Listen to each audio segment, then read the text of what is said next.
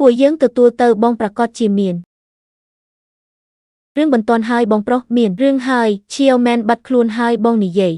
ថាម៉េចអ្វីទៅហើយថាបាត់ខ្លួនពួកយើងបានថាម៉ោង5មួយទៅឱកាសថ្មីតែលើម៉ោង7កន្លះហើយនាងបិទទូរស័ព្ទ WeChat ក៏មិនតបអ្នកទទួលភ្ញៀវនៅក្រុមហ៊ុនអ្នកលើកបងប្រុសបងថ្លៃតើនាងអាចត្រូវបានរួនម៉ែនស្រីឈួតនោះចាប់ចិត្តឈៀវមែនប្រកាសជាមានរឿងហើយខ្ញុំត្រូវទៅរកនាងនៅក្រុមហ៊ុនកុំបារម្ភខ្ញុំឲ្យគេរៀបចំឡានសិនទុកចិត្តចុះមានបងនៅទីនេះទោះបីជាត្រូវក្រឡាប់ទាំងមូលក៏ត្រូវតែរកនាងឲ្យឃើញដែរ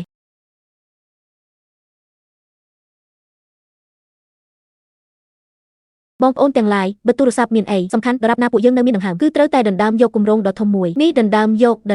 កគូប្រជែងច្រើនសាច់តិចប៉ុន្តែពួកយើងត្រូវតែធ្វើជាឆ្កែចកដែលកាច់សាហាវបំផុតគ្មានធនធានពួកយើងប្លន់គ្មានឱកាសពួកយើងបង្កើតលើកតែឡើងមកគឺបែបហ្នឹងប្រ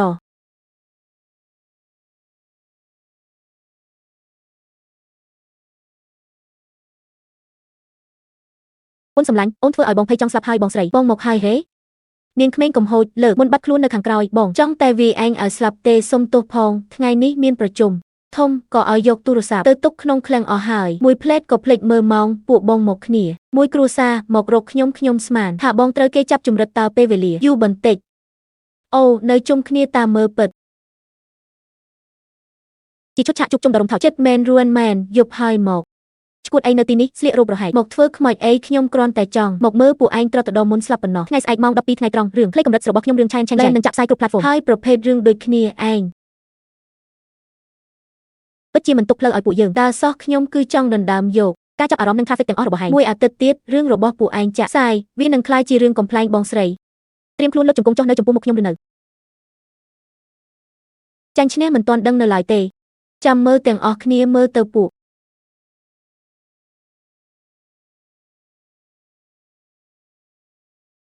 យើងប្រហែលជាអព្រួយលឿនពេកហើយបងប្រុសខ្ញុំមិនអស់ចិត្តទេល្បឿនរបស់នាងប្រកាសជារួនម៉ែននឹងហេ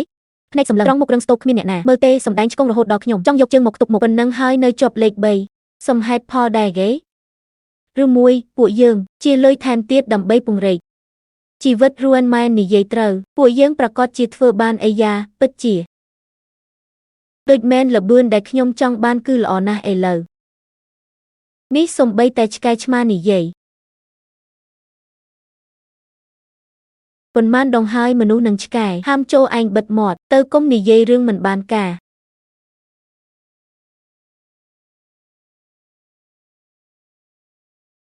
នេះហើយគឺជាសមត្ថភាពកុំបារម្ភនៅមានទៀត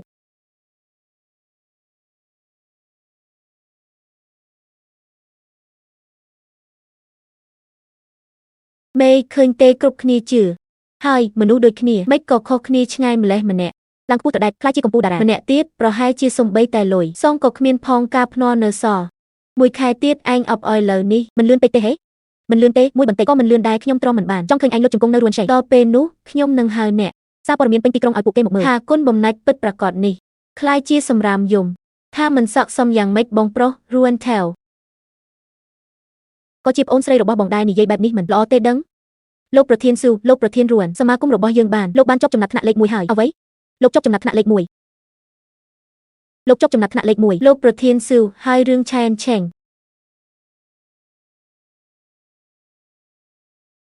វាលែងរបស់លោកដោយសារតែមូលធនដែលសង្ស័យថាលួចចម្លងត្រូវបានគេដកចេញហើយព្រះអើយនេះពិតជាហុករួនថៅនេះជាប្អូនស្រីរបស់ឯងមែនទេ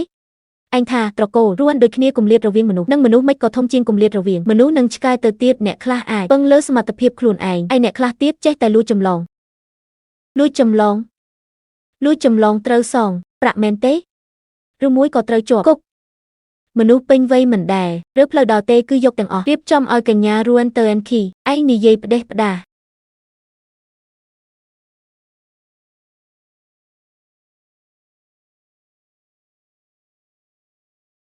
កញ្ញារួនមីសូមបកស្រាយចំពោះការចាប់ប្រកាន់ពីការលួចចម្លងការដែល platform ដកចេញបញ្ជាក់ពីរឿងនេះមែនទេខៃអានឆេងយេលែនម្ចាស់ដើមគឺជាខ្ញុំអាចលួចចម្លងដូចនាងមិនស័ក្តិសមទេខ្ញុំ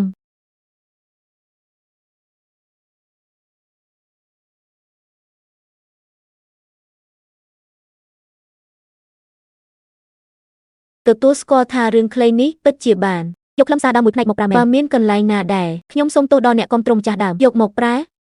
បុកក្រាស់លួចចម្លងក្មេងស្រីតូចជំនាន់ក្រោយ អស់អនាគតត្រឹមនឹងហើយវិស័យរឿងខ្លីបាត់បង់រួនមីមួយក៏ស្មើនឹងវាលខ្សាច់បាត់បង់ខ្សាច់មួយគ្រាប់ដែរអបអសាទរតារាស្រីត្រកូលរួនដ៏ស្រស់ស្អាតទទួលបានពានរង្វាន់រឿងខ្លីល្អបំផុតប្រចាំឆ្នាំស្អីគេប៉ុណ្ណឹងមិនទាន់ពេញចិត្តទៀតថែងទាមទារចំពោះខ្លួនឯងខ្ពស់ពេកហើយលោកដែរកាហ្វេឆ្ងាញ់ទេមិនអន់ទេបើថែម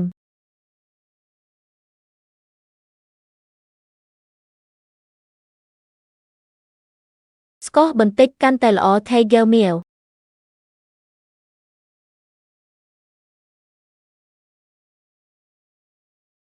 មិនក៏គេដឹងខ្ញុំទទួលស្គាល់ថារឿងខ្លីនេះពិតជាបានយកខ្លឹមសារដើមមួយផ្នែកមកប្រើចប់ហើយផ្នែករបស់ខ្ញុំបាត់អស់ហើយបងប្រុសពួកយើងមិនទាន់ចាញ់ទេគេសុទ្ធតែជេរពួកយើងទាំងពីរកិច្ចសន្យាភ្នាល់ក៏ចាញ់ហើយក្នុងរយៈពេល3ថ្ងៃត្រូវតែអនុវត្តពួកយើងអស់អីហើយប៉ុន្តែបើរួនថែងស្លាប់កិច្ចសន្យានឹងអស់សុពលភាពដោយឯកឯងចង់ធ្វើអីសម្លាប់មនុស្សខុសច្បាប់ណាទេខ្ញុំគ្រាន់តែចង់គំរាមពួកគេឲ្យពួកគេលុបចោលកិច្ចសន្យាបងប្រុសបងក៏មិនចង់ដេកតាមចិញ្ចើមផ្លូវដែរមែនទេបងថ្លៃកុំបន្ទោសបងប្រុសខ្ញុំ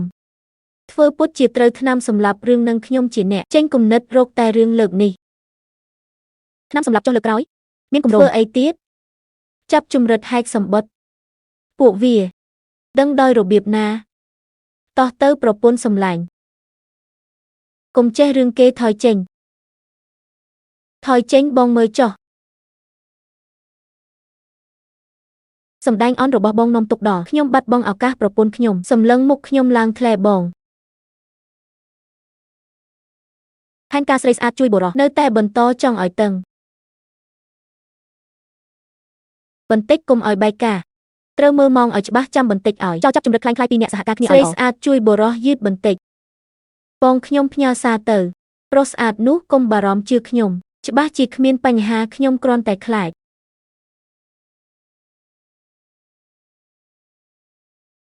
ធ្វើបានទេមានគេមកហើយកុំទៅអាឡូស្អីគេប្តីខ្ញុំត្រូវបានគេចាប់ជំរិតមិនដល់កន្លះម៉ោងផងនៅរោងចក្របោះបង់ចោលសម្រាប់ចោលទៅ